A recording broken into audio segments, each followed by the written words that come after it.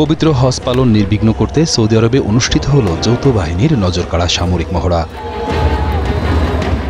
বিশেষ মহড়া ও কুচকাওয়াজে অংশ নেন সেনা, নৌ এবং বিমান বাহিনীর সদস্যরা।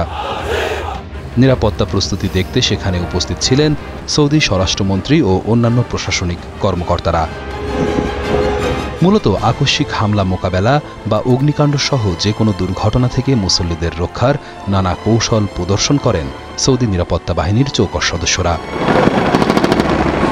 এছাড়া অগ্নিকাণ্ড রোধ এবং ভিআইপিদের নিরাপত্তার বিষয়েও চলে মহড়া। শুরু হয়েছে হজ মৌসুম। সারা বিশ্বের নানা প্রান্তের ধর্মপ্রাণ মুসলমানদের নিরাপত্তা নিশ্চিতে সর্বোচ্চ সতর্ক অবস্থানে সৌদি আরব সরকার।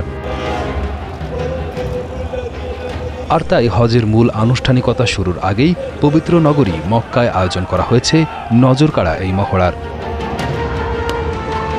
ধাওয়া করে অপরাধীকে ধরা, সমরযান আর অস্ত্রের প্রদর্শনী সবই ছিল আয়োজনে।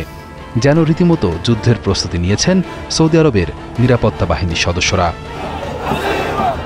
নিরাপত্তা বাহিনীর চৌকস সদস্য ছাড়াও ধর্মপ্রাণ মুসল্লিদের হজ পালন নির্বিঘ্ন করতে অত্যাধুনিক প্রযুক্তির ব্যবহারও করেছে সৌদি আরব।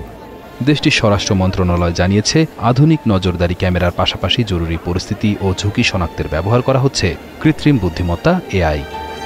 চলতি বছর পবিত্র হজ পালনের উদ্দেশ্যে ১৩ লাখেরও বেশি নিবন্ধিত মুসল্লি এরই মধ্যে সৌদি আরবে প্রবেশ করেছেন, যাদের নিরাপত্তায় নিয়োজিত শত শত নিরাপত্তা বাহিনীর সদস্য।